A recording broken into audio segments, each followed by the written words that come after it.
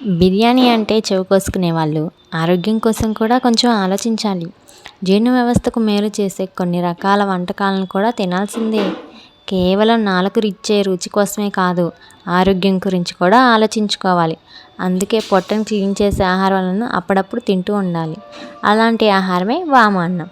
వాములో ఉండే ఔషధ గుణాలు అన్నీ ఇన్ని కావు. వారానికి ఒకసారి వాము అన్నాన్ని పిల్లలు, పెద్దలు అందరూ తింటే చాలా మంచిది. సింపుల్గా వాము అన్నం ఎలా చేసేయాలో చూసేద్దాం రండి.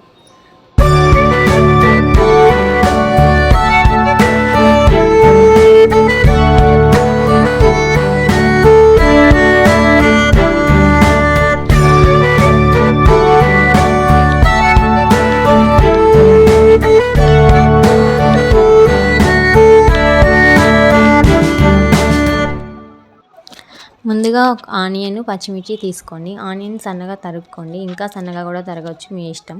అలాగే పచ్చిమిర్చిని చీలికలు చేసి ఇలా పెట్టుకోండి.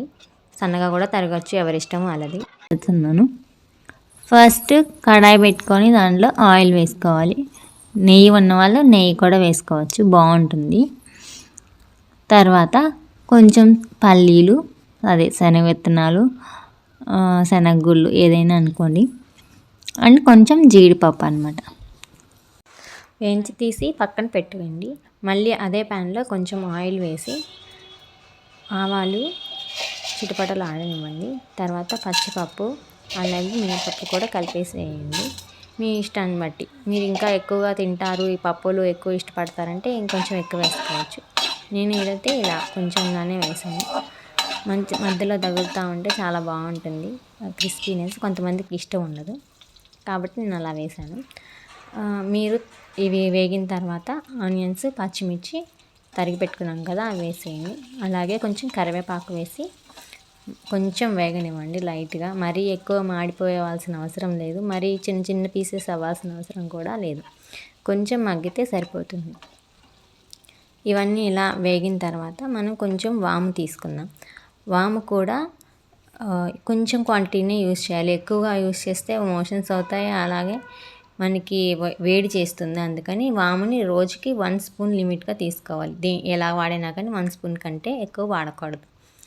అలాగే ఇవన్నీ వేగిన తర్వాత కొంచెం సాల్ట్ రుచికి తగిన అనమాట. మీరు రైస్ క్వాంటిటీని బట్టి కూడా సాల్ట్ అడ్జస్ట్ చేసుకోండి. రైస్ అనేది వేడివేడిగా కాకుండా కొంచెం చల్లారనివ్వండి. వేడిగా ఉంటే ఏంటంటే విరిగిపోతూ ఉంటుంది, ముద్దయిపోతూ ఉంటుంది. అందుకని కొంచెం చల్లారాక వేసాను. అలాగే మనం వేయించి పక్కన పెట్టుకున్న పల్లీలు, జీడిపప్పు వేసి కలిపేస్తున్నాను. లాస్ట్లో కొంచెం కొత్తిమీర కట్ చేసి వేసేసాను. ఇవన్నీ ఎక్కువసార్లు ప్రతిదానికి కలపెడుతూ ఉంటే అన్నం ముద్దయిపోతుంది, అలాగే విరిగిపోతూ ఉంటుంది, టేస్టీగా అనిపించదు. కాబట్టి టాస్ చేయండి, సింపుల్గా పైనే కలపెట్టండి. అంతే, సింపుల్గా వామన్నం రెడీ.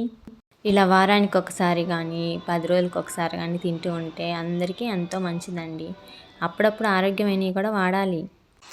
ఈ వీడియో కానీ లాస్ట్ వరకు చూసినందుకు థ్యాంక్స్ అండి. అలాగే నా ఛానల్ నచ్చినట్టయితే సబ్స్క్రైబ్ చేసుకొని బెల్ ఐకాన్ని ప్రెస్ చేయండి మరిన్ని నోటిఫికేషన్ కోసం.